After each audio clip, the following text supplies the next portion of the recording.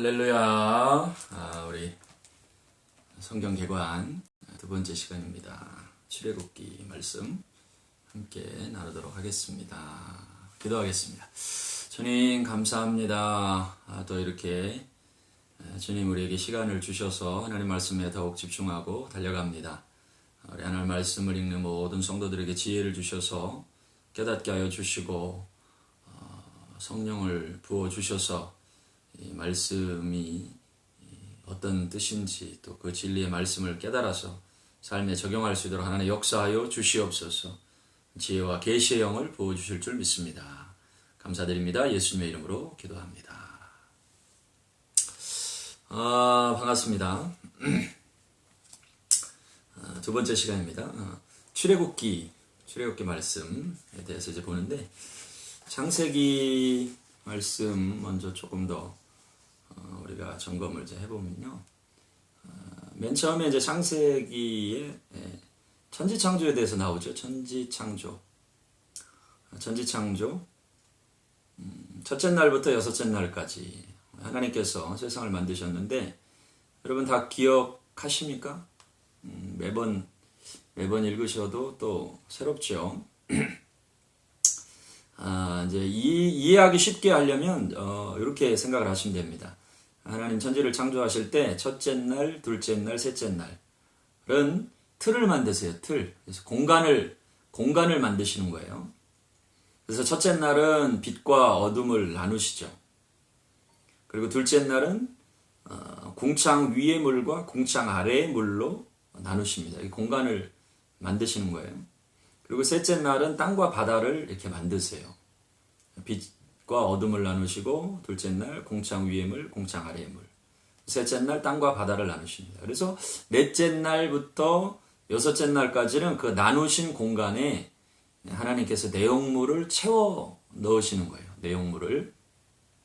그러니까 첫째 날 빛과 어둠을 나누셨으니까 거기에 이제 내용물을 채워 넣으셔야 되죠. 그게 뭡니까? 해, 달, 별인 거예요. 해, 달, 별. 그래서 해와 달과 별들이 이 빛과 어둠, 빛을 이제 주관할 수 있도록 그렇게 만드시죠. 두 번째, 궁창 위의 물과 아래의 물로 나누셨으니까 궁창 위의 물, 하늘에는 새들이 날아다니게 하시고 궁창 아래의 물, 그래서 바다에 짐승들이, 동물들이, 생물들이 살게 하시죠. 다섯째 날. 그 다음에 이제 여섯째 날은 땅과 바다를 나누셨으니까 거기에 땅의 짐승들, 가축, 그리고 사람을 지으십니다. 이것이 이제 여섯째 날 있었던 일입니다. 그래서 하나님께서는 틀을 만드시고 그 만드신 틀에 내용물을 채워 넣으신다. 이렇게 일하시는 거죠. 공간의 틀을 정하시고 시간의 틀을 정하세요. 그리고 그 시간과 공간의 틀에 그곳에 이제 내용을 채워 넣으시는 것이죠. 그리고 하나님은 그 시간과 공간을 초월하시는 하나님이세요. 초월하신 하나님이시기 때문에 그 시간과 공간을 통치하시죠. 그래서 이제 이 시대에도 하나님께서는 꼭 공간과 시간을 통해서 일하세요. 시간과 공간을 정하시고 또 그 시간, 정하신 공간, 시간 속에 사람을 세워놓으시는 거예요. 사람이 이제 순종해서 그 가운데 서기를 원하시는 것이에요. 그래서 저와 여러분들이 그 하나님이 정하신 시간과 공간 속에서 또 순종하여서 하나님의 영광을 볼 수 있기를 바랍니다. 창세기에 이제 아주 중요한 그 사명, 선언문이 있는데 그게 창세기 1장 26절에서 28절 말씀입니다. 잘 아시는 말씀이죠. 하나님이 이르시되 우리의 형상을 따라 우리의 모양대로 우리가 사람을 만들고 그들로 바다의 물고기와 하늘의 새와 가축과 온 땅과 땅에 기는 모든 것을 다스리게 하자 하시고, 여기 중요하죠. 모든 것을 다스리게 하자 하시고. 그래서 창세기에 지난 시간에 중요한 주제가 하나님의 나라라고 했습니다. 하나님의 나라. 그러니까 하나님의 나라에 있어서 중요한 것은 하나님의 통치죠. 그러니까 통치하시는 분이 하나님이신 거예요. 그러니까 하나님이 통치하시는데 그 통치하시는 능력, 그것을 이제 누구에게 위임하시냐면, 부여해 주셨냐면 사람에게 부여해 주셨어요. 그래서 사람에게 모든 것을 다스리게 하자. 그러니까 하나님의 통치를 잘 받으면, 하나님의 통치를 잘 받은 사람이 그 땅에서 통치하게 하시는 거예요. 그렇게 이제 하나님의 나라를 이루게 하시는 것이죠. 여러분 이 사명을 좀 잘 감당할 수 있기를 바랍니다. 그러니까 모든 사물에는 존재 목적이 있는데 사람의 존재 목적은 하나님의 형상을 따라 지어져서 모든 것을 다스리게 하자 하셨습니다. 사람이 이 사명을 잘 해야 돼요. 다스림의 사명을 잘 감당해야 그 모든 영역 속에서 하나님의 주권과 통치가 나타나는 것입니다. 그것을 이제 사람에게 위임하셨습니다. 이거 얼마나 대단한 멋지고 위대한 명령과 또 위임을 받은 것입니까? 사람이 이렇게 위대한 존재입니다. 하나님께서 그 일을 이루기 위해서 하나님의 나라를 이루게 하시기 위해서 우리를 부르셨죠. 하나님이 통치하시는 그 나라에 우리에게 명령을 위임하셔서 다스리게 하자. 그래서 이 나라는 하나님의 백성들이 막 일어나야 됩니다. 하나님의 통치를 받는 하나님의 사람들이 일어나야 모든 분야에서 새 일이 이루어지는 거예요. 모든 분야에서 하나님이 주시는 기쁨과 평강이 임하는 것이죠. 그래서 창세기 12장에 아브라함을 부르셔서 말씀하실 때도 12장에 내가 너로 큰 민족을 이루고 내게 복을 주어 내 이름을 창대하게 하리니 너는 복이 될지라. 그래서 내가 너로 큰 민족을 이루겠다. 하나님 나라를 이루겠다 하시죠. 그 말씀에 순종해서 아브라함은 달려가고 믿음의 조상이 되는 것입니다. 이제 또한 우리를 통해서 하나님의 나라를 이루심을 믿습니다. 우리가 속한 곳에서 그 위대한 나라를 이루어 갈 수 있는 분들이 되기를 축복합니다. 자, 그 나라가 이제 일어나는데 사단은 항상 이것을 깨트리기 위해서 공격하고 또 죄에 빠지게 하고 교만하게 하고 막 이렇게 이런 일들이 일어나요. 거기에 대적해서 창세기 역사에 보면 거기에 대적해서 하나님의 사람들이 일어나야 돼요. 요셉을 통해서 주신 꿈이 있는데 그 꿈을 흔들고 또 그래서 그 하나님의 나라가 일어나는 것을 막기 위해서 형제들을 충동하죠. 그 시기심에 사로잡힌 형제들. 그 마음이 사라지지 않으니까 그 시기심에 근거해서 요셉을 팔아버립니다. 그러면 요셉을 통해서 이루어져야 될 하나님의 나라가 좀 흔들리는 것 같아요. 그런데 요셉이 그 약속의 말씀, 주님이 주신 꿈을 붙들고 끝까지 견고해서 죄에 빠지지 않으면 중간에 이제 보디발의 아내를 통해서 흔들지 않습니까? 그러니까 그 나라에 대한 공격인 거예요.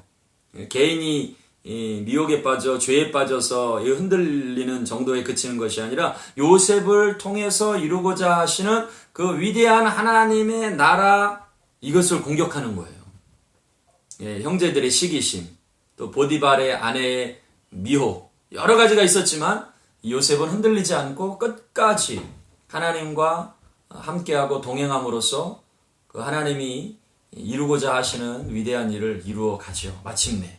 자, 그래서 우리가 잘 알듯이 이제 창세기의 마지막은 요셉을 통해서 야곱의 가족이 회복됩니다. 그 야곱의 가족이 뭐냐면 앞으로 이스라엘 12지파를 이룰 사람들이고 또 그 가족이 번성해서 하나님의 나라를 이루는 그 민족이 될 사람들이에요. 근데 그 야곱의 가족이 회복되는데 아주 중요한 그 사람이 누구냐면 요셉입니다.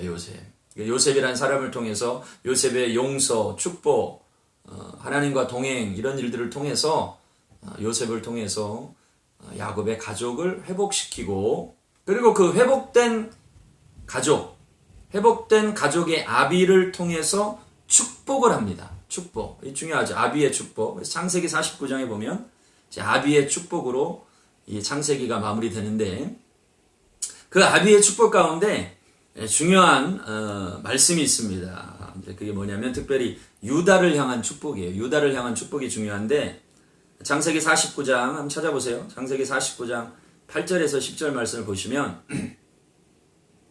유다야 너는 내 형제의 찬송이 될지라 내 손이 내 원수의 목을 잡을 것이요 내 아버지의 아들들이 내 앞에 절하리로다. 유다는 사자 새끼로다. 내 아들아 너는 움킨 것을 찢고 올라갔도다. 그가 엎드리고 웅크림이 수사자 같고 암사자 같으니 누가 그를 범할 수 있으랴.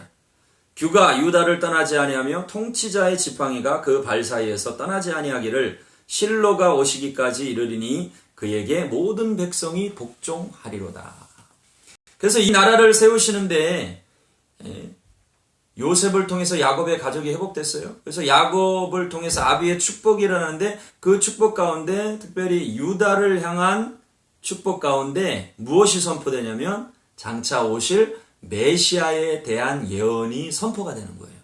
하나님 나라가 이렇게 선포가 되죠. 만왕의 왕 만주의 주, 완전한 하나님의 나라를 이루시는 분이 누굽니까? 예수 그리스도시죠. 세상의 모든 제국을 다 멸하시고 그리고 하나님의 완전한 통치를 이루게 하시는 분은 예수 그리스도이신데 그것이 바로 야곱의 유다를 향한 축복 가운데서 선포되는 거예요. 그래서 하나님은 이 말씀 가운데서 창세기부터 하나님은 예수 그리스도를 통한 구원 계획을 말씀해 주세요. 하나님의 나라라고 하는 이 중요한 주제가 창세기부터 계시록까지 흘러가는데 그 하나님의 나라의 중심이 되시는 분, 완전한 하나님의 나라를 이루시는 분은 누구예요? 예수 그리스도시죠. 만왕의 왕, 만주의 주. 그래서 우리의 삶에 하나님과 동행하는 완전한 통치를 이루시는 분이 예수 그리스도이신데 그 예수 그리스도에 대한 예언이 야곱의 아들을 향한 축복 기도 가운데 나온다. 유다의 후손으로 이제 장차 메시아가 나오시는 것이죠. 그래서 이제 성경의 중심 주제 누굽니까? 예수 그리스도. 그래서 창세기 3장 15절에서도 이미 이 예수님에 대한 예언이 선포가 되죠. 내가 너로 여자와 원수가 되게 하고 내 후손도 여자의 후손과 원수가 되게 하리니 여자의 후손은 내 머리를 상하게 할 것이요 너는 그의 발꿈치를 상하게 할 것이라. 아담과 하와가 범죄해서 죄가 세상에 들어왔습니다. 이 죄는 점점 관영해서 세상이 심판받을 수밖에 없는 지경에 이르렀어요. 그게 창세기의 모습이에요. 노아 홍수가 일어나죠. 근데 이제 여기서부터 이미 하나님은 죄가 시작됐어요. 죄가 관영해져서 세상이 심판을 받아요. 그럴 지경에 이르게 됩니다. 근데 하나님은 동시에 여기서 구원 계획을 선포하세요. 여자의 후손 곧 예수 그리스도를 통해서 사단의 계획, 사람들로 불순종하게 하고 하나님의 통치를 거부하게 하는 그 죄에서 회복될 수 있는 길을 열어두시는 거예요. 그래서 창세기에서부터 벌써 장차 오실 만왕의 왕 예수 그리스도에 대한 예언이 선포가 됩니다. 자, 이 죄악된 세상, 그래서 죄가 관영해서 심판을 받을 수밖에 없는 이 흐름을 바꿀 수 있는 것이 무엇이라 그랬습니까? 그것은 순종입니다. 순종. 불순종 때문에 죄가 세상에 들어왔어요. 그러면 다시 하나님의 통치, 하나님의 완벽한 통치, 하나님의 그 은혜, 사랑이 부어지게 하는 길은 무엇이에요? 순종입니다. 순종. 너무나 순종이라는 것이 중요해요. 하나님 말씀에 법에 순종하는 것이 이와 같이 중요합니다. 그것은 완전히 흐름을 바꿔버려요. 로마서의 말씀입니다. 5장 19절에 보시면 한 사람이 순종하지 아니함으로 많은 사람이 죄인 된 것 같이 한 사람이 순종함으로 많은 사람이 의인이 되리라. 그래서 말씀을 통해서 이 순종의 위대함, 예수 그리스도 한 분 예수 그리스도께서 순종하실 때 어떤 위대한 일들이 일어나는지에 대해서 선포합니다. 그래서 하나님의 나라를 이루는 키워드는 순종입니다. 결국 예수 그리스도께서도 아버지의 뜻에 순종하심으로써 이 구원, 구속하심을 이루시는 것이, 죄사함을 이루시는 것이에요. 그래서 이 순종함이 너무나 중요하다. 하나님 나라의 키워드라는 것을 기억하시기 바랍니다. 그래서 이제 야곱의 축복이 창세기 49장에서 선포가 되고요. 이제 50장 들어가 보면 야곱의 형제들이 요셉의 형제들이 야곱의 아들들이 두려워해요 또. 그래서 이제 50장 18절에 보면 그의 형들이 또 친히 와서 요셉의 앞에 엎드려 이르되 우리는 당신의 종들이니이다. 두려워하죠. 왜 그렇습니까? 죄 때문에 그래요. 죄가 이렇게 사람을 두렵게 만들어요. 자, 그런데 19절 말씀에 50장 19절 말씀에 요셉이 뭐라 그러냐면 요셉이 그들에게 이르되 두려워하지 마소서 내가 하나님을 대신하리이까. 당신들은 나를 헤아려 하였으나 하나님은 그것을 선으로 바꾸사 오늘과 같이 많은 백성의 생명을 구원하게 하시려 하셨나니 당신들은 두려워하지 마소서 내가 당신들과 당신들의 자녀를 기르리이다 하고 그들을 간곡한 말로 위로하였더라. 참으로 위대한 하나님의 사람의 모습이죠. 하나님께서 아브라함에게, 이삭에게, 야곱에게 인생의 아주 중요한 순간마다 하신 말씀이 뭐냐면 두려워하지 말라 그랬죠. 그래서 그 족장들을 세워나가시는데 이 창세기 마지막에 말씀 보니까 형제들이 죄 때문에 두려워해요. 다시 아버지가 돌아가시고 그 죄에 대한 생각이 두렵게 하는 거예요. 요셉이 혹시라도 우리를 복수하면 어떡하나 이런 두려운 마음이 드는 거죠. 그런데 요셉은 내가 어떻게 하나님을 대신하리까 이렇게 말씀했지만 실제로는 하나님께서 요셉을 통해서 그 마음을 선포하시죠. 뭡니까? 두려워하지 마라. 형님들 두려워하지 마세요. 얼마나 위대한 하나님의 통치가 이루어지는 것이죠. 그래서 다스리게 하라. 이것이 진짜 하나님 나라의 백성으로 다스리는 자의 모습인 것이죠. 이 귀한 모습이 저와 여러분들에게도 있기를 원합니다. 그래서 형들에게 용서를 선포하고 위로를 선포하고 사람을 만드신 본래의 그 창세기의 사명, 저들로 다스리게 하자. 그 통치권을 위임받은 하나님의 사람이 그 일을 실제로 행하는 것입니다. 자, 그러면 우리도 마찬가지로 하나님의 통치, 그 권세를 위임받은 자들로 살아가야 되는 것이에요. 자, 그래서 창세기에서 이 우리에 대한 사명을 선포하시잖아요. 다스리게 하자. 근데 요한계시록의 말씀에 보니까 이 성경이 이제 쭉 그 주제로 일맥상통해서 흘러가지 않습니까? 요한계시록을 한번 살펴보시면 요한계시록 1장 말씀입니다. 자, 5절부터 한번 보시면 또 충성된 증인으로 죽은 자들 가운데서 먼저 나시고 땅의 임금들의 머리가 되신 예수 그리스도로 말미암아 은혜와 평강이 너희에게 있기를 원하노라. 우리를 사랑하사 그의 피로 우리를 죄에서 우리를 해방하시고, 예수님이 하신 일이죠. 만왕의 왕, 아까 유다를 통해서 유다를 축복할 때 선포된 그 메시아에 대한 예언, 그 왕 대신 예수님, 땅의 임금들의 머리가 되신 예수님이 행하신 일입니다. 그건 뭡니까? 우리를 죄에서 해방하셨다. 우리를 사랑하사 그의 피로 우리 죄에서 해방하셨다. 자, 그리고 6절에 중요하죠. 보세요. 그의 아버지 하나님을 위하여 우리를 나라와 제사장으로 삼으신, 이렇게 되어 있습니다. 무엇으로 부르셨대요? 두 가지. 첫째는 나라. 그의 무엇으로 삼으셨습니까? 아버지 하나님을 위하여 그의 나라, 하나님의 나라로 삼으셨다. 그러니까 이게 창세기의 말씀과 일맥상통한 거죠. 창세기. 다스리게 하자 그랬습니다. 우리의 형상대로, 우리의 모양대로 지어서 사람으로 지으신 모든 것을 다스리게 하자. 이게 하나님의 나라입니다. 하나님의 나라의 개념, 중심 개념은 통치죠, 통치. 요한계시록에도 이 말씀이 이제 쭉 통과가 돼서 요한계시록에도 계시하시는데 우리를 무엇으로 삼으셨어요? 우리를 나라, 하나님의 나라, 그의 나라로 삼으셨다는 것이에요. 자, 그리고 두 번째는 뭐예요? 제사장으로 삼으셨다, 이렇게 되어 있습니다. 그래서 이 제사장으로 삼으셨다라는 말씀을 이해하려면 바로 또 우리가 출애굽기와 레위기의 말씀을 알아야 되는 것이에요. 그 말씀이 이해가 돼야 하나님이 우리를 제사장으로 삼으신 게 무슨 뜻이냐, 이게 이제 이해가 되는 거죠. 그래서 성경은 다 통합니다. 창세기부터 계시록까지. 그래서 창세기에서 시작된 이 하나님 나라의 개념이 요한계시록까지 이어지는 거예요. 계속해서. 그리고 중간중간마다 제국이 바뀌고 나라가 바뀌고 많은 이제 소용돌이가 있죠. 그럼에도 불구하고 그 가운데 정말 하나님의 통치권, 이 위임을 받아가지고 그 속한 곳에서 하나님의 나라를 이루는 사람들이 누구냐, 이걸 봐라. 그 사람들을 봐라. 그리고 너희도 그렇게 살아라. 하나님의 나라로 살아라. 이것을 주님이 말씀하시는 것입니다. 여러분, 이 귀한 위대한 사명을 받은 자들이 저와 여러분들이라는 것을 아시고 지금 이 시대에, 이제 우리는 마지막 시대에 살고 있습니다. 얼마나 중요합니까? 이 마지막 시대에 이 말씀대로 하나님의 나라로 삼으셨으니까 다스리는 이 멋지고 위대한 하나님 나라의 권세, 위임을 받은 자로서 살아가셔서 하나님의 통치를 드러내는 분들이 되기를 원합니다. 자, 그래서 요셉이 형들에게 선포한 말씀, 두려워하지 마라. 하나님 우리에게 항상 하시는 말씀이죠. 두려워하지 마라. 통치하시는 하나님께서 하시는 말씀을 요셉이 대신해서 형들에게 그렇게 합니다. 그래서 창세기가 이제 그렇게 마무리가 되고요. 창세기의 마지막은 요셉의 야곱의 가족 70명이 애굽으로 들어갑니다.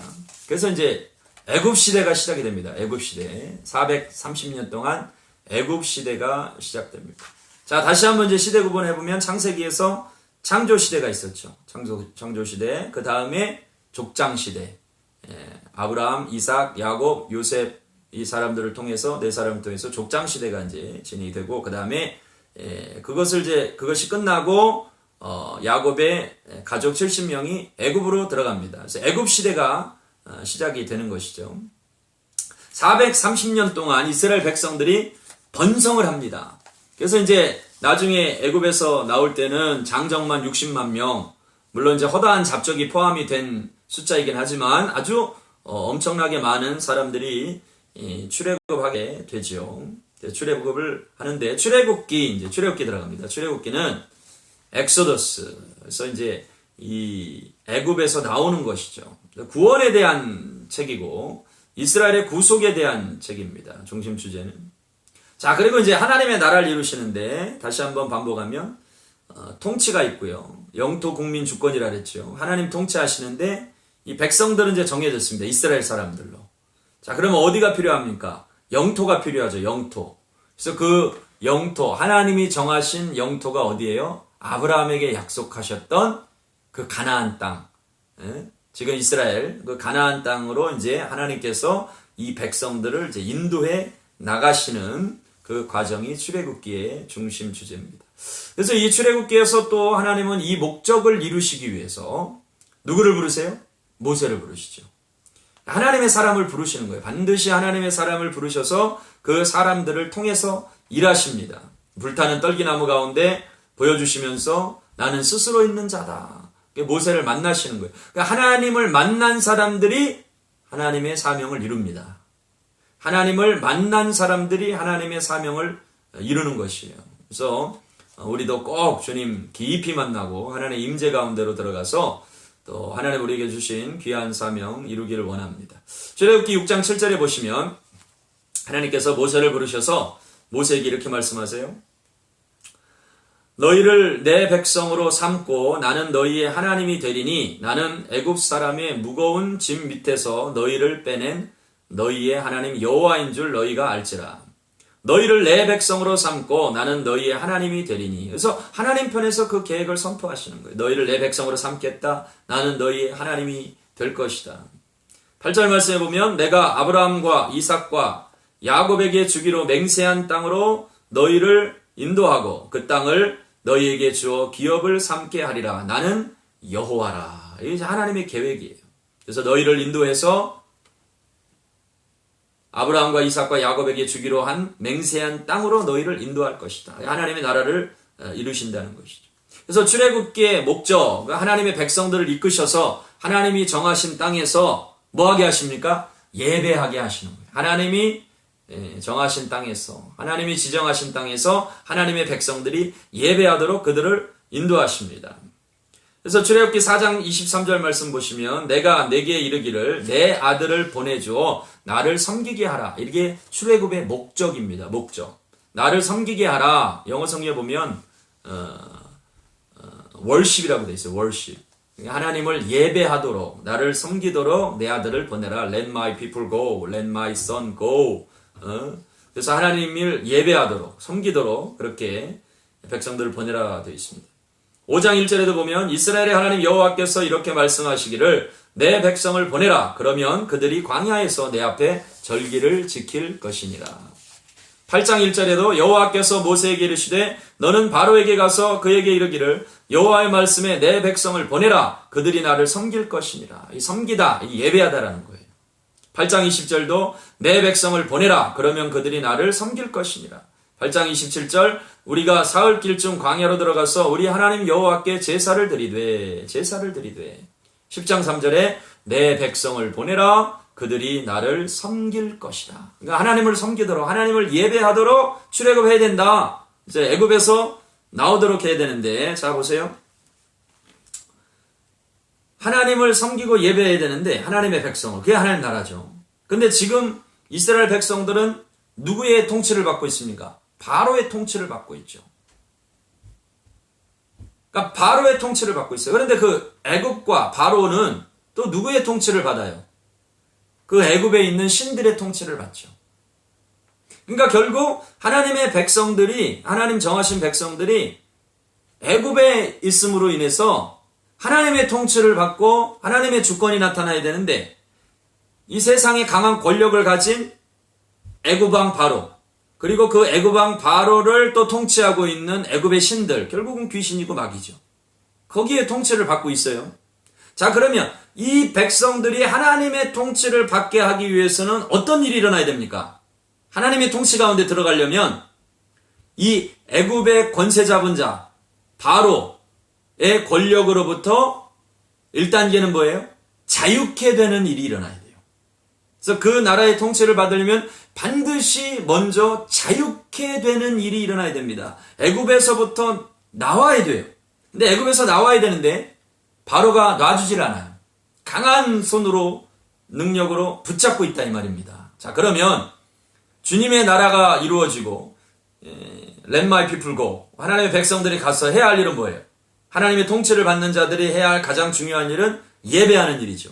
예배. 이 일이 이루어지기 위해서 이 속박, 죄의 권세, 세상의 통치로부터 자유케 되어야 됩니다. 근데 자유케 돼야 되는데 이스라엘 백성들은 스스로 자유케 될 수 있는 힘이 없는 것이에요. 그래서 무엇이 임해야 됩니까? 하나님의 강력한 힘과 능력이 임해야 돼요. 힘과 능력이 임해서 백성들을 이 묶임으로부터 자유케 해줘야 되는 것입니다. 그래서 모세가 처음에는 이제 자기 힘으로 해보려고 하다가 이스라엘 백성들을 괴롭히는 애굽인을 팍 쳤는데 그냥 한 방에 돌아가셨죠. 자기 힘으로 안 되는 거예요. 하나님의 능력이 임해야만이 그 일이 가능한 거죠. 포기했어요. 아, 나는 안 된다. 처음에는 이제 그 열정을 가지고 하려고 했지만 안 되는 것이죠. 그래서 하나님께서 그 땅 가운데 이제 강한 능력이 임하기 시작해요. 주의 나라를 이루기 위해서 백성들을 그 권세로부터 자유케 하셔서 1단계는 자유케 되는 거예요.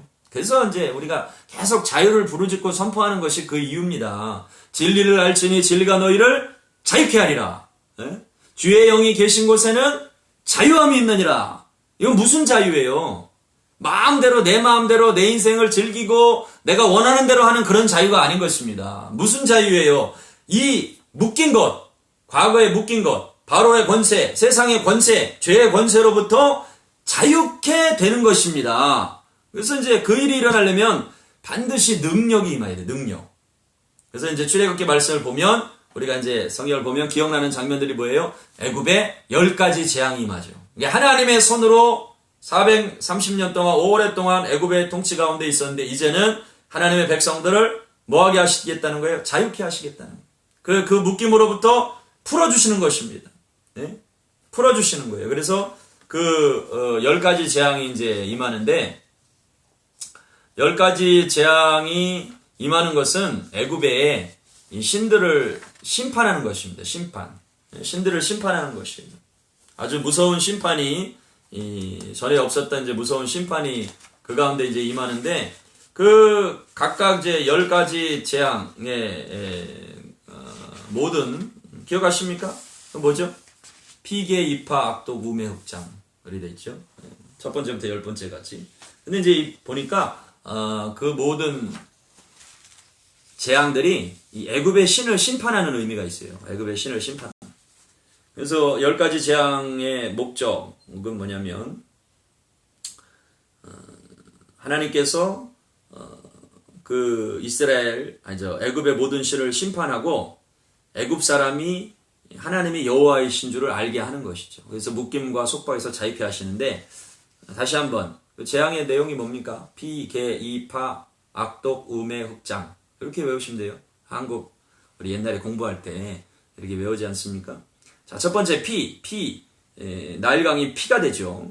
그런 이제 나일강의 수호자인 크눔, 오시리스, 나일강의 피의 흐름이라는데 이 신을 심판하는 의미가 있어요. 애굽의 신들인데 신들이 뭐 어마어마하게 많습니다. 그래서 그 신들을 심판하는데 두 번째 개구리는 개구리 형상. 그래서 개구리는 풍요와 다산의 신이에요. 그래서 개구리를 통해서 오히려 애굽을 심판하죠. 이집트를 심판하죠. 개구리 형상의 헤크트라 그래요. 헤크트 그 신을 심판하는 것이죠. 이는 갭이라고 하는 땅의 신, 파리는 하트코, 우아피트, 파리의 신이 있답니다. 그러니까 모든 이런 생물과 동물에 다 신들이 있어요. 악지는 이제 황소의 신 아피스, 암소신 하토르에 대한 심판, 독종, 임호텝, 의술의 신이다. 또 우박은 루트, 하늘의 여신, 세스, 곡물의 수호신, 다 심판하는 거예요. 메뚜기는 이시스, 생명의 여신, 또 세스, 곡물의 수호신을 다 심판하는 거예요. 흑암이 임함으로써 이제 태양신, 요건 여러분 아시죠? 태양신 라를 이제 숭배했는데 이 태양신에 대한 또 심판입니다. 장자 죽음, 왜 생명의 수호신 셀케트. 그래서 이 모든 신들에 대한 심판이 이 애굽 땅에 이제 임하는 것입니다. 그래서 강한 손으로 칠 때 그 묶인 것에서 자유케 되는 거예요. 그러니까 하나님의 통치를 받아야 되는데 애굽의 통치, 결국은 그 바로의 뒤에 있는 애굽의 신들의 통치, 그 통치 가운데 있는 거예요. 하나님의 백성들이. 귀신의 통치죠. 그래서 그것을 자유케 하시기 위해서 반드시 하나님의 능력이 임해야 된다. 그것이 이제 자유다. 그래서 주의 영이 임한 곳에 뭐가 있어요? 자유함이 있느니라. 과거의 속박과 통치로부터 자유케 하시는 역사를 이루시는 것이죠. 10가지 재앙을 통해서 바로의 통치에서 완전히 자유케 하십니다. 이렇게 해서 하나님의 나라의 통치를 받게 하시고 하나님의 나라를 이루시는 것입니다. 자, 그럼 신약으로 넘어와서는 어떻게 됩니까? 사람들이 또 노예로 살아요. 그래서 그 완전한 하나님의 나라를 이루고자 하시는 계획을 이루기 위해서 예수 그리스도를 보내시는 거예요. 죄에서 완전한 자유를 얻게 하시는 것이죠. 사단의 통치에서 자유케 하시는 것이죠. 예수님을 왕으로 모실 수 있도록, 예수님을 믿을 수 있도록 인도하시는 분이 누굽니까? 성령님이죠. 그러니까 성령의 능력으로 이제는 예수 그리스도를 주라 고백하게 하시고 모든 죄의 속박에서 자유케 하셔서 하나님의 나라의 완전한 통치 가운데 들어가게 하신다. 예수 그리스도를 구주로 고백할 수 있는 능력도 성령님이 주시고 사단의 결박을 끊을 수 있는 능력도 성령님께로부터 임하는 것이죠. 그래서 마태복음 12장 28절에 여기 중요한 구절입니다. 28절에 뭐라고 되어 있냐면 내가 하나님의 성령을 힘입어 귀신을 쫓아내는 것이면 하나님의 나라가 이미 너희에게 임하였다. 아주 중요한 말씀을 하세요. 하나님의 성령을 힘입어 귀신을 쫓아내는 것이면 무엇이 임했다고요? 하나님의 나라가 너희에게 이미 임하였다. 그럼 뭐예요? 하나님의 나라가 임하기 위해서 중요한 일이 첫 번째 단계가 뭐라고요? 이 통치, 과거의 통치, 죄의 통치, 사단의 통치, 바로의 권세에서 자유케 되는 일이 일어나야 된다. 그래서 하나님께서 능력으로 그 10가지 재앙으로 이제 애굽에 임하시는 거예요. 하나님의 임재가 있는 것입니다. 하나님의 임재, 강력한 임재로. 그래서 아까 말씀드린 대로 비계, 이파, 악독, 우매, 억장 이 10가지 신들에 대해서 심판을 내리시는 것이죠. 그래서 그 통치에서 벗어나게 하십니다. 그래서 신약에서는 성령님이 오셔서 하나님의 성령을 힘입어 귀신을 쫓아내는 것이며, 그래서 성령께서 오실 때 예수님께서 성령의 능력을 통해서 가는 곳곳마다 이 귀신을 쫓아내시죠. 얼마나 안타까우시겠어요. 하나님의 형상대로 지음받은 사람들이 사단마귀 권세에 눌려가지고 속박당하고 묶여있고 죄의 권세에 묶여있는 것을 볼 때 얼마나 안타까우시겠어요. 그래서 우리가 성령 충만해야 될 이유가 뭡니까? 주의 영으로 충만할 때 오직 성령이 너에게 임하시면 너희가 뭘 받아요? 권능을 받는 거예요. 권능이 임해야 이 세상의 권세를 깨뜨릴 수가 있는 거예요. 그런 권능, 성령의 권능이 임하시기를 또 사모합시다. 사모해야 돼요. 우리가 하나님 나라 이루기 우리 힘으로 안 돼요. 우리 힘으로 하는 건 뭐예요? 모세가 자기 백성 구원하겠다고 한번 팍 쳤는데 어떻게 돼요? 이거 죽어가지고 도망가는 신세 되는 거예요. 이게 자기 힘으로 해보려는 그런 모습인 거죠.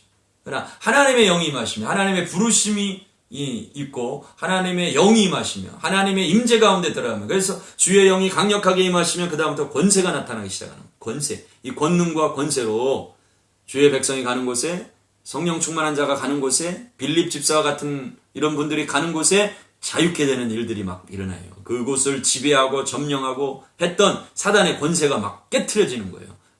주의 보혈 능력이 또다. 주의 피 믿어. There is power in the name of Jesus. 이게 성령의 능력으로 막 자유케 하는 거예요. 이게 주의 킹덤, 하나님의 나라를 이루는 강력한 역사들이 일어나는 것입니다. 그래서 이런 사람들이 많아져야 돼요. 한두 사람이어도 두세 사람이어도 이런 권능으로 딱 임하면 가서 이제 주의 나라를 이루게 하는 놀라운 일들이 일어나게 될 줄 믿습니다. 자, 그런데 이 바로가 호락호락하지 않습니다. 여러분 이걸 이제 명심하셔야 돼요. 바로가 절대 쉽게 보내주지 않습니다. 놔주지 않습니다. 자, 10가지 재앙이 이 이집트 가운데 임하는데 바로가 이제 이 타협점을 찾으려고 백성들을 이제 모세와 아론에게 이게 이제 은근슬쩍 설득해요. 근데 여기서 넘어가면 안 돼요. 우리 하나님 사람들이 절대 여기서 넘어가면 안 돼요. 뭐라 그러냐면 이제 파리 재앙 때 바로가 이제 첫 번째 단계 이렇게 얘기해요. Let my people go to worship God. 그런데 하나님께 예배하기 위해서 하나님 섬기기 위해서 우리가 가야 된다 그랬더니 뭐라 그러냐면 8장 25절 말씀입니다. 바로가 이르되 내가 너희를 보내리니 너희가 너희의 하나님 여호와께 광야에서 제사를 드릴 것이나 너무 멀리 가지는 마라. 예? 뭐라고 유혹해요? 제사를 드리긴 드려라. 예배해라. 그래. 너희들이 원하는데 정이 원하면 그러니까 이제 하나님 권능의 손이 계속 임하니까 정이 원하면 제사를 드려라. 근데 뭐라 그래요? 너무 멀리 가지는 마라. 이렇게 얘기해요. 여기서 속으면 안 돼요. 어떤 사람들은 여기 속아요. 그래 이제 드디어 우리를 놔주는구나. 근데 바로의 말과 같이 가기는 가는데 멀리 안 가요. 멀리 가지 말라는 말은 무슨 얘기입니까? 가서 다시 제사하고 돌아오라. 돌아오라. 애굽으로 돌아와라. 예? 내 통치 안으로 들어와라. 이 얘기예요. 여기에서 속으면 안 돼요. 여기서 절대 속으면 안 됩니다. 자, 그 다음에 이제 그 다음 단계로 또 넘어가서 10장 9절에서 11절 말씀 보면 메뚜기 재앙 때 모세가 이르되 우리가 여호와 앞에 절기를 드릴 것인즉 우리가 남녀노소와 양과 소를 데리고 가겠나이다. 데리고 가겠나이다. 그랬더니 뭐라 그러냐면 이 바로가 또 이렇게 얘기해요. 그렇게 하지 말고 너희 장정만 가서 여호와를 섬기라. 네? 이제 그래 그럼 가긴 가라. 이제 가는 데까지는 허락한 거예요. 그래 가. 멀리 가. 가는데 어떻게 하라고요? 너희 장정만 데려가라. 장정만. 누구는 남기고요. 아이들 남기고 가라는 게 아이들. 여기서 또 이제 속으면 안 돼요. 절대. 우리 부모님들은 다 담대하게 선포하셔야 돼요. 반드시 우리 아이들을 데리고 가야 돼요. 반드시. 절대로 아이들을 남기고 오면 안 됩니다. 아무리 부흥이 강력하게 일어나도 1세대의 부흥으로 끝나면 안 돼요. 자녀들을 함께 데리고 가야 돼요. 이게 바로의 미혹이에요. 이게 바로는 지금 이제 하나님 나라와 세상 나라와의 싸움 가운데 세상의 권세 잡은 자로서 지금 요 시대는 출애굽기에서는 바로인 거예요. 바로. 결국 그 뒤에 사단의 통치가 있죠. 뭐라고 유혹하는 거예요? 그래 가긴 가라. 근데 장정만 가라. 어른들만 가라. 이렇게 얘기해요. 여기에 이제 또 타협하면 안 되죠. 안 된다. 우리 다 가야 된다. 자, 그 다음에 이제 재앙이 이제 더 심해지니까 10장 24절 말씀에 보면 바로가 모세를 불러서 이르되 너희는 가서 여호와를 섬기되 너희의 양과 소는 머물러 두고 너희 어린 것들은 너희와 함께 갈지니라. 재앙이 심해지니까 하나님의 권능의 손이 막 임하니까 이 나라가 망하게 되어 있지 않습니까? 애굽이 망하게 되어 있어요. 망하게 되어 있으니까 이제 알았어. 그러면 가라. 데리고 가라 하는데 애들도 데리고 가라. 근데 뭐라 그래요? 너희의 양과 소는 머물러 두고 가라. 여기서 타협하면 됩니까? 안 됩니까? 안 되죠. 왜? 하나님께 희생제사를 드려야 되는데 양과 소가 있어야 돼요. 제물이 있어야 돼요. 우리는 그렇게 할 수 없다. 여기서도 타협하면 안 되는 것이죠.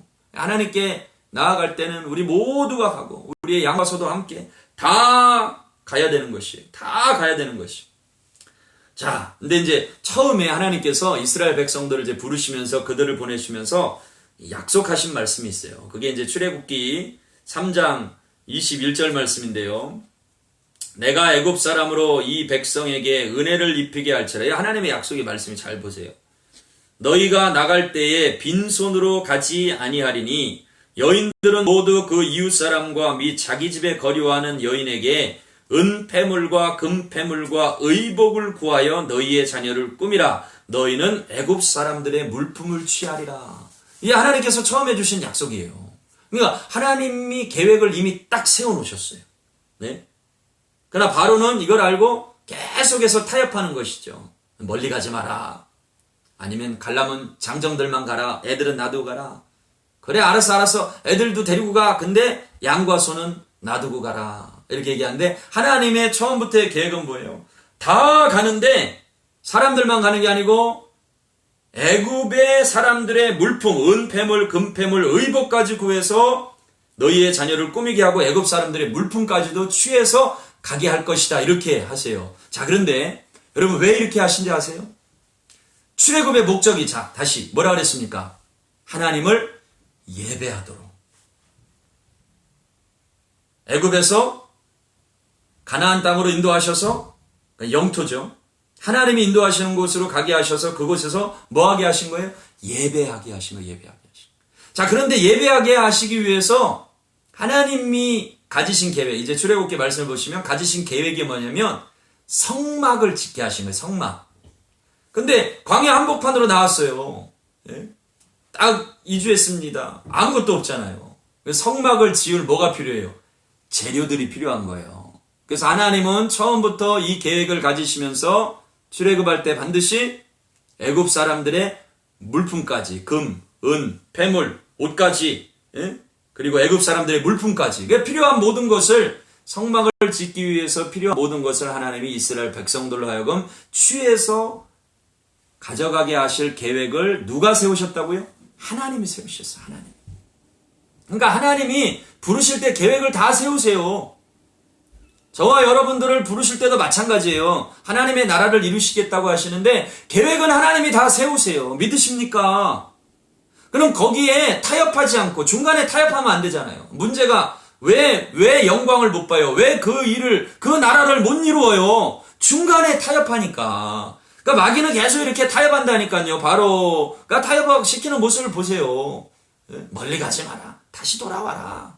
그래 좋아. 조금만 갔다가 다시 와. 언제든지 돌아와. 애굽으로 돌아와. 근데 이 바로의 모습, 바로가 이렇게 얘기한 대로 보시면 그렇게 된다니까요. 야, 진짜 무서워요. 나중에 그 이스라엘 백성들이 뭐라 그래요? 우리가 애굽으로 돌아가자. 애굽으로 돌아가자. 얼마나 사단이 교묘하고 치밀한지 몰라요. 여러분 여기에 타협하면 안 돼요. 그리고 어떤 분들은 이제 아이들 막 다 챙겨가지고 오늘도 우리가 영상 예배 드렸는데 얼마나 힘드세요. 우리 진짜 지금 그 아이들과 예배하는 분들, 아이들과 성경 읽는 분들 축복해야 됩니다. 박수 하나. 진짜 저희 집에도 이제 아이들이 있는데 특별히 어린 아이들과 함께하는 부모님들은 쉽지 않아요. 예배 드리는데 뭐 아이들이 어떤 아이는 그랬다 그래요. 오늘 왜 목사님이 TV에 나와? 할렐루야, 제가 TV에 나왔습니다.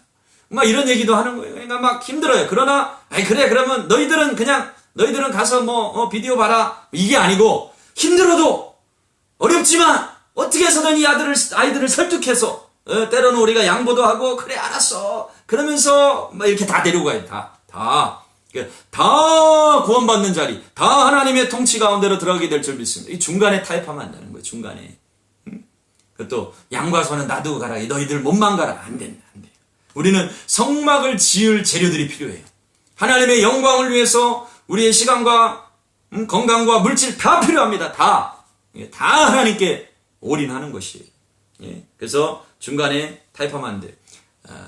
하나님의 말씀대로 가면 부르신 분이 하나님이시기 때문에 이루시는 분도 하나님이세요. 처음과 나중, 시작과 끝이라 그러시잖아요. 하나님. 여러분 하나님이 부르신 게 확실하죠. 하나님이 부르신 게 확실하기 때문에 그것을 완성하시고 이루시는 분도 하나님이세요.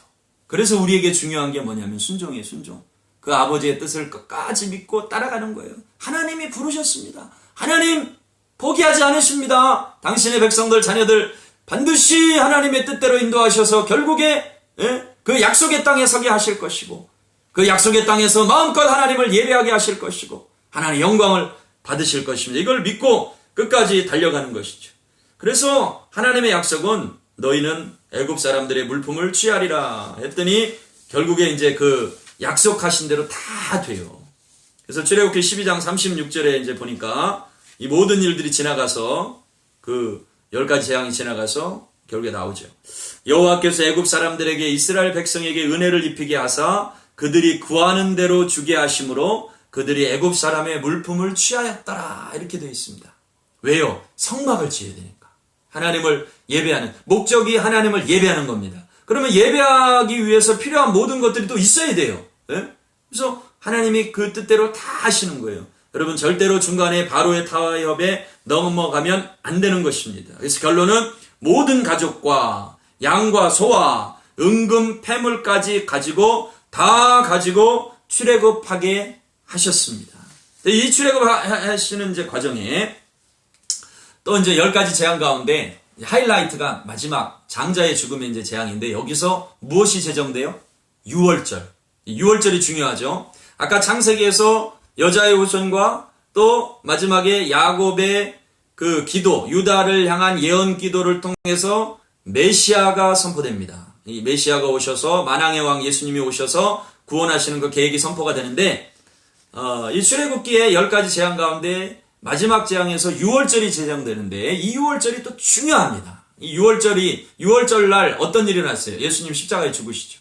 그러니까 주전 1446년경에 이제 이 출애굽하는 역사인데, 이 일이 벌써 1400년 전에 하나님의 계획으로 주어주신 거예요. 그래서 그날이 차면 그 유월절, 구원의 날이죠. 유월절은 구원하시는 날이에요. 하나님의 구원, 그게 유월절이에요. pass over. 그래서 죽음의 천사가 지나간데 모든 사람들이, 장자가 다 죽는데 그 피를 바른 자들, 그 피를 자들, 문의 임방과 설주에 피를 바른 사람들은 그 피를 보고 내가 넘어가리라. 그러니까 그 피로 뭐 하는 거예요? 구원받는 거예요. 그 피로. 그래서 이것이 창세기부터 출애굽기에서 제정돼서 요한계시록까지 또 흘러가는 중요한 중심 주제가 되는 것이죠. 그래서 유월절 어린 양의 피로 우리가 구원받았습니다. 예수 그리스도의 피로 속죄함을 얻고, 예수 그리스도의 피로 속죄함을 얻어서 우리가 무엇이 되었어요? 그의 나라. 그 다음에 그의 뭐예요? 제사장. 그의 나라와 제사장이 된 것입니다. 야, 이 위대한 사명으로 우리를 부르신 하나님의 영광이 얼마나 충만합니까? 할렐루야. 자, 그래서 이제 하나님은 그 유월절을 제정하시고 이제 이스라엘 백성들을 구원하셔서 인도에 가시는데, 자, 하나님의 나라를 이루시기 위해서 하나님의 백성들이 선택이 됐어요. 자, 그 다음에 하나님이 정하신 장소로 이제 이동시키세요. 그럼 그 백성들을 통치하시기 위해서 뭐가 필요해요? 하나님의 법. 주권이 임하시는 하나님의 법. 그래서 시내산에 이끌으셔서 시내산에서 법을 주시는 거예요. 법. 율법. 법을 주시는 거예요. 이 법이 또 중요하죠. 십계명을 주시고 또 여러 가지 법들을 이제 아주 세세하게 하나님께서 자세하게 설명해 주세요. 그래서 그 법이 무엇인가 여러분들이 이제 성경을 보시면서 자세하게 살펴보시기를 바랍니다.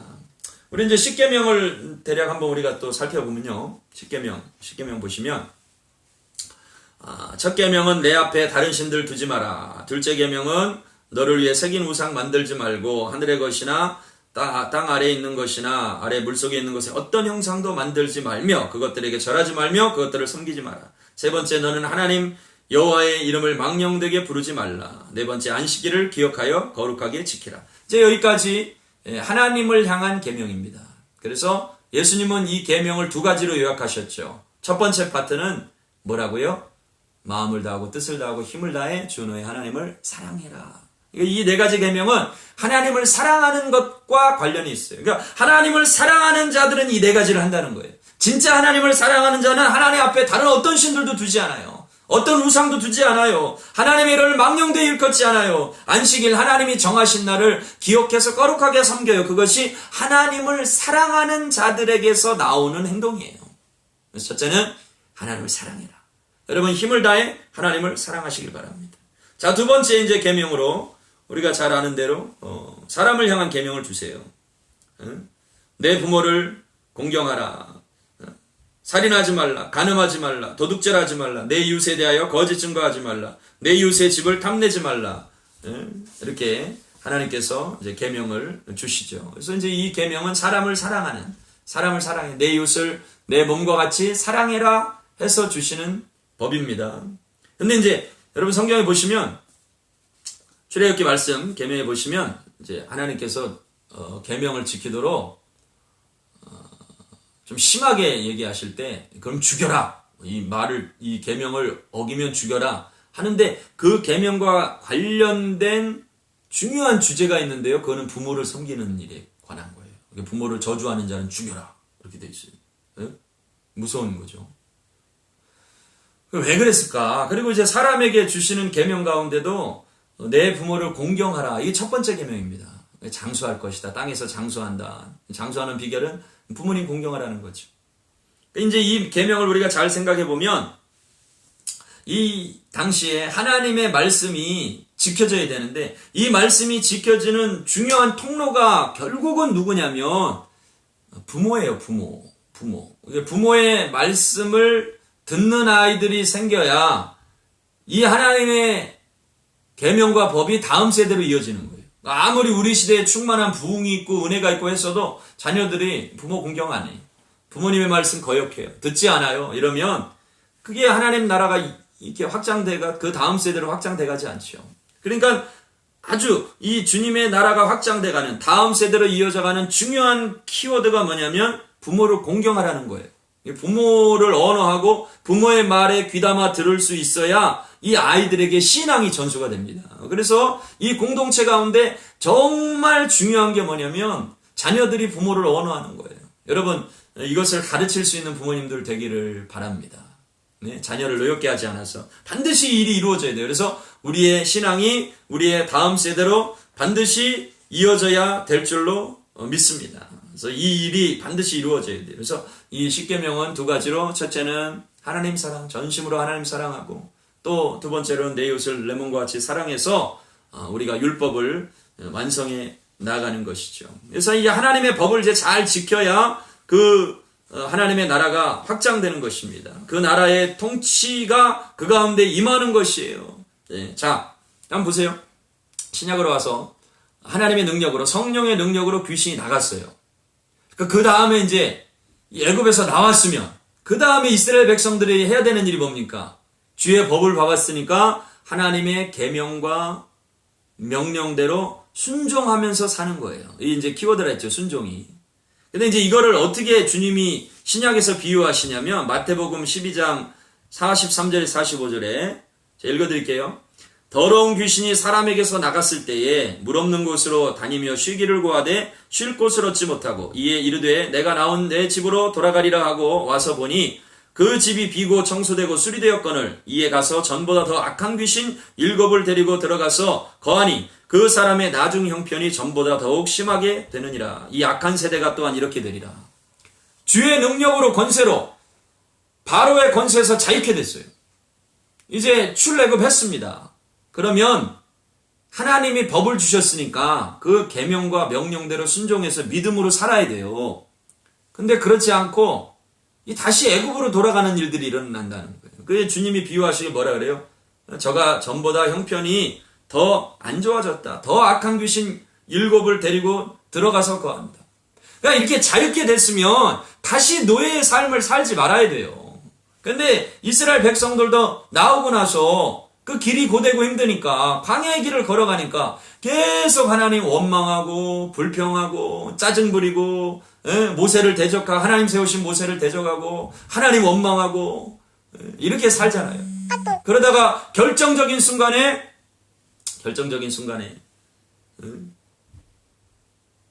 애굽으로 다시 돌아가자. 안악자손을 딱 보고 정탐꾼의 말을 듣고 10명의 정탐꾼의 부정적인 보고를 듣고 애굽으로 돌아가자. 우리는 메뚜기다 메뚜기. 저들이 보기에 메뚜기다. 그러면서 원망할 때 야 차라리 우리가 애굽으로 돌아가자. 이렇게 되는 거예요. 그러니까 여러분 명심하셔야 돼요. 사단이 쉽게 포기 안 해요. 전보다 더 악한 형편이 안 좋아져야 돼요. 더 악한 귀신 7을 데리고 들어간다 하지 않습니까? 그래서 우리는 항상 주의 법에 순종하도록 성령 충만해서 살아야 됩니다. 날마다 얼마나 공격하는지 몰라요. 특별히 마지막 시대에는 거짓 선지자들이 많이 일어납니다. 할 수만 있으면 택하신 자들을 미혹한다 그래요. 할 수만 있으면 형편이 안 좋아지는 거예요. 여러분 깨어있기를 바랍니다. 깨어나야 돼요. 깨어나야 돼요. 우리가 지금 이렇게 말씀 보고 또 동영상으로 이렇게 강의 듣고 또 하는 이유는 뭡니까? 자꾸 깨어나기 위해서. 내 영이 이 액티베이트 되기 위해서. 깨어나기 위해서. 그래서 하나님의 말씀으로 깨어나. 잠깐 방심했다가 다시 정신 바짝 차리고. 그렇지. 더 악한 곳이 오지 않도록 우리가 우리 자신을 지키고 하나님의 말씀 앞에 순종하고 순종하면 되는 것입니다. 순종하면 되는 것이. 그러면 영적인 분위기가 바뀝니다. 새로워집니다. 완전히 온전케 됩니다. 자, 그래서 이제 이스라엘 백성들을 이제 이끄셔서 시내산에 이르게 하셔서 시내산에서 하나님의 법과 말씀을 주시고 그 가운데 이제 여러분들이 출애굽기를 보시면 가장 아주 중요한 하이라이트, 핵심이 되는 게 뭐예요? 성막. 예, 성막을 어떻게 만들지 자세하게 가르쳐 주세요. 예, 자세히 가르쳐 주시는데, 자, 성막을 세우시는 이유는 뭡니까? 성막은 하나님이 우리를 만나고 싶으시다는 거예요. 뭐 하신다고요? 하나님이 우리를 만나고 싶으신 거예요. 자, 모세는 시내산에서 하나님을 만나러 3번 올라갑니다. 올라가서 이제 40일 동안 또 금식하면서 하나님의 영광과 임재 가운데 깊이 들어가요. 하나님 만나는 거예요. 근데 백성들은 경계를 딱 정해놓습니다. 더 이상 올라오지 못하게 해라. 왜냐하면 죽어요. 하나님 만나면 죽어요. 예? 백성들은 죄 때문에 죽습니다. 하나님이 경계를 정해놓으시고 올라오지 못하게 하시는데 하나님은 지금도 사람을 만나고 싶어 하세요. 아멘이십니까? 하나님은 사람을 만나고 싶어 하세요. 하나님은 우리를 만나고 싶어 하세요. 저와 여러분들을 만나고 싶어 하시는 거예요. 하나님은 우리를 만나고 싶어 하세요. 그래서 하나님께서 이 성막을 짓도록 우리 이제 모세에게 명령을 하시는데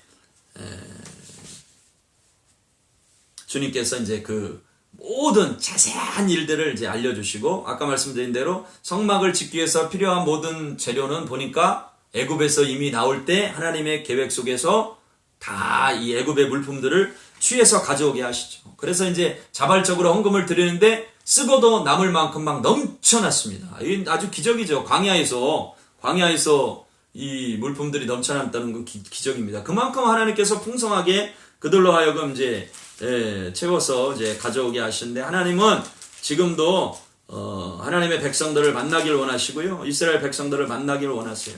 또 우리를 만나길 원하세요. 이것이 이제 성막을 지으신 이유이신 것이죠.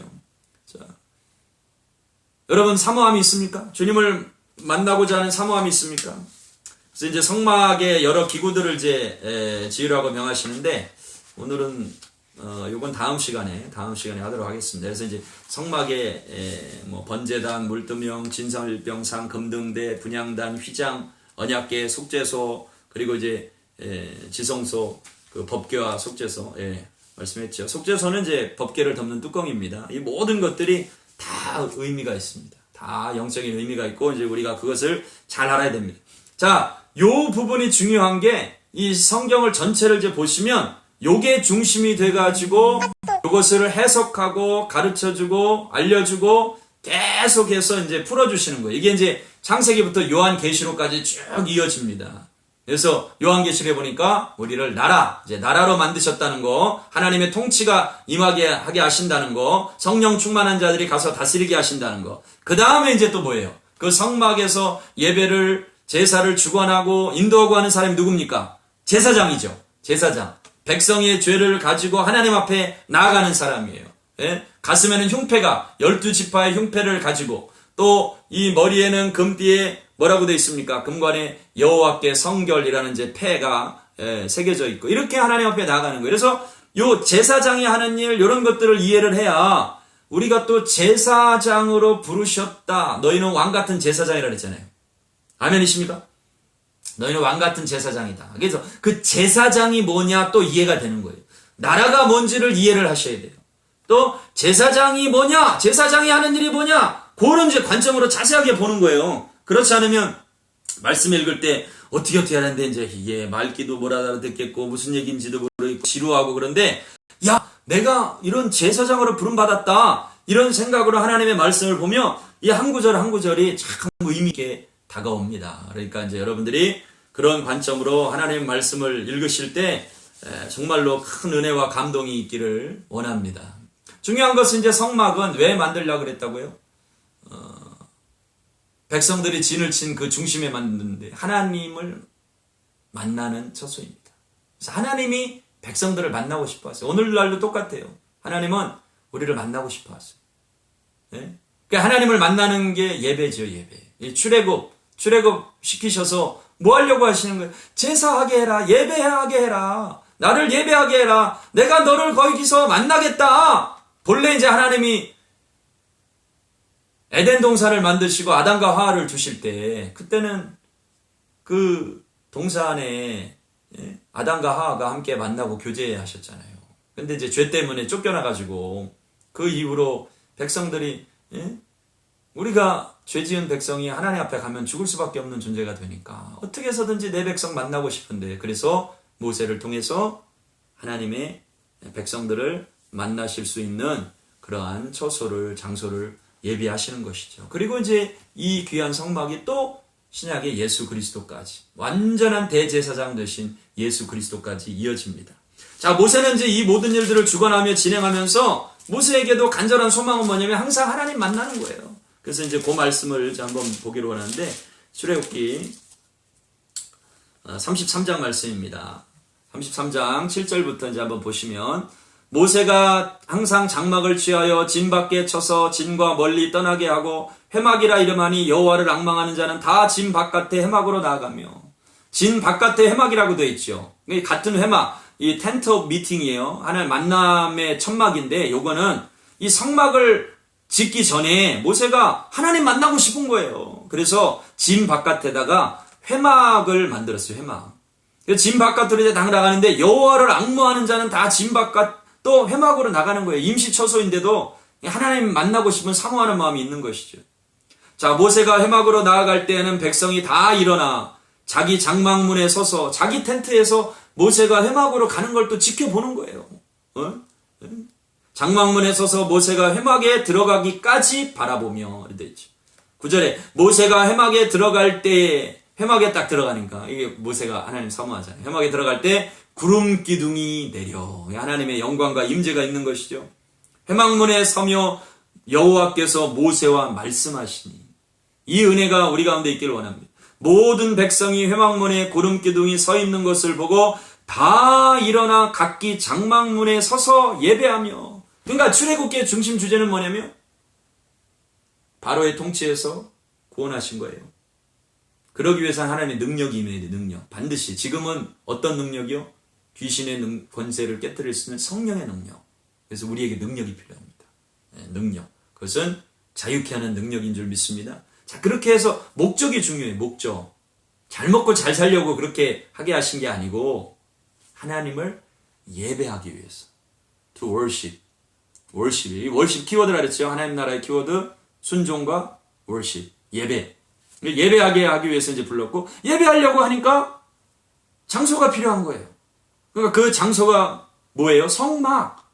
하나님께서 친히 제정하셔서 다 알려주시죠. 그리고 그 성막을 짓기 위해서 애굽에서 나올 때 애굽의 물품들을 다 취해서 가지고 나오게 하세요. 근데 이제 그 성막이 완성되려면 시간이 좀 필요하잖아요. 근데 그 시간 동안에 그래도 모세는 또 하나님 예배하고 싶은 거예요. 이 마음을 어떻게 할 수가 없어요. 모세는 예배자예요. 하나님이 너무너무 기뻐하신 또 예배자예요. 하나님의 영광을 항상 사모했어요. 그래서 진 바깥에다가 따로 하나님 만나고 싶은 회막을 만들어서 가는데, 그때 회막에 구름기둥이 내리고 하나님의 영광이 많은데 모든 백성이 장막문에 서서 예배했다, 이렇게 되어 있어요. 백성들이 그 영광을 보고 장막문에 서서 같이 예배했습니다. 자, 우리 남포교회 성도님들 각각의 처소가 이 예배에 이제 제가 선포하면 예배의 회막이 되기를, 텐트 오브 미팅, 하나님 만나는 처소예요. 이렇게 선포하세요. 예? 내 집은 이제 회막, 하나님을 만나는 하나님의 임재 처소다. 예? 그 문에 서서 하나님 예배하잖아요. 영광을 봐야 됩니다. 영광을. 장막문에 서서 예배하며, 11절에 사람이 자기의 친구와 이야기한 같이 여호와께서는 모세와 대면하여 말씀하시며, 모세는 진으로 돌아오나, 그래 이제 하나님 임재로 충만해서 예배하고 돌아오는데, 눈의 아들 젊은 수종자 여호수아는 회막을 떠나지 아니하니라. 출애굽기에 있었던 영광입니다. 여러분 이제 이런 사모함이 우리 가운데도 있기를 원하고요. 또 모세 가운데 임하신 하나님께서 반드시 우리 가운데 임하심을 믿는데 우리는 더 감사한 게 성령님이 오셨잖아요. 성령님이. 예? 성령님이. 성령의 임재 가운데 우리가 다 예배하는 거예요. 그 지성소로 들어가고 쉐카이나 영광으로 충만해지는 것이죠. 자, 마지막으로 쭉 넘어가서 이제 출애굽기 마지막 보면 성막을 완성해요. 성막을 이제 완성하고 모든 기구들 완성해서 다 배치하고 이제 다 이렇게 합니다. 그래서 이제 마지막 40장 34절부터 보시면 구름이 회막에 덮이고 여호와의 영광이 성막에 충만하며 모세가 회막에 들어갈 수 없었으니 이는 구름이 회막 위에 덮이고 여호와의 영광이 성막에 충만함이었으며.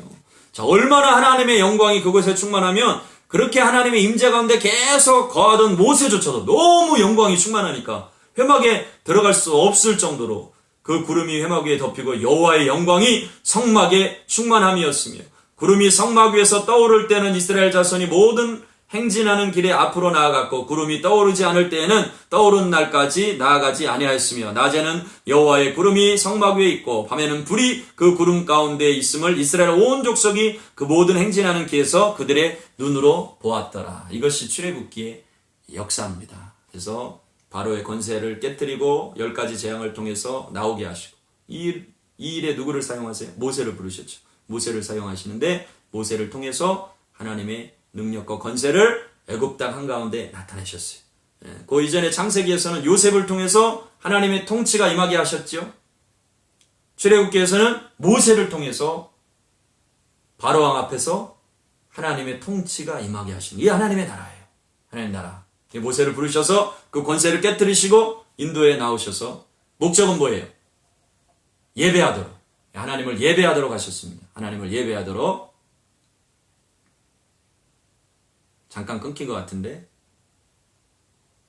네, 그래서 하나님을 예배하고 그 하나님을 예배하는 처소로 성막을 짓도록 하시고 성막을 짓도록 하시는데 모든 애굽에서의 물품을 사용하시고 그래서 그 일을 행하는데 이제 부살렐, 오홀리압 이 사람들을 부르셔서 성령을 충만하게 하셔서 그 사람들 통해 일하게 하시고 계속 그래서 이제 마지막에 그것을 완성해서 예배하는데 하나님의 영광이 충만하게 이 성막 가운데 임하였습니다. 이게 이제 출애굽기의 내용인데 자, 이 모습을 우리도 이제 사모하는 거죠. 항상 하나님의 영광을 사모하고 하나님의 임재로 충만하게 사모하고 예배할 처소. 자, 우리도 얼마나 예배할 처소가 중요한 걸 깨닫습니까? 모여서 함께 예배한 것이 얼마나 좋습니까? 자, 근데 이제는 회막의 예배를 또 드리는 거예요. 여러분 각자의 처소에서 아까 보신 대로 그 장막문에서 모세 가운데 하나님의 영광이 임할 때 그 서서 그 문에서 예배했던 것처럼 여러분 처소에서 서서 다 하나님 예배하고 찬양하고 할 때 영광이 임하게 될 줄로 믿습니다. 기도하겠습니다. 하나님 감사합니다. 출애굽기의 귀한 말씀 또 보았습니다. 깨닫는 지혜를 우리 사랑하는 모든 성도들에게 충만케 하여 주시고 특별히 그 모세가 하나님의 영광을 사모하고 또 회막문에서 하나님 예배할 때 주님이 임하시고 사람이 친구와 대면하여 이야기하신 것처럼 우리에게도 말씀하여 주시옵소서. 정말 이 시대에 이 마지막 시대에 하나님의 말씀 듣고 싶습니다.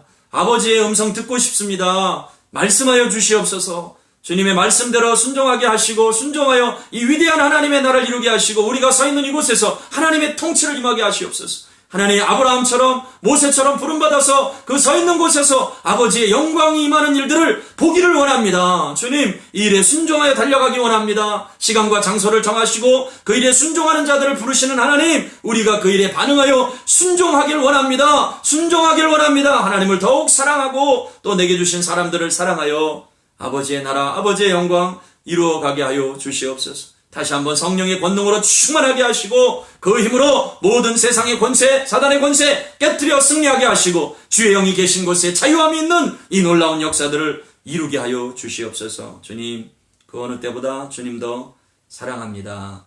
예수님의 이름으로 기도드립니다.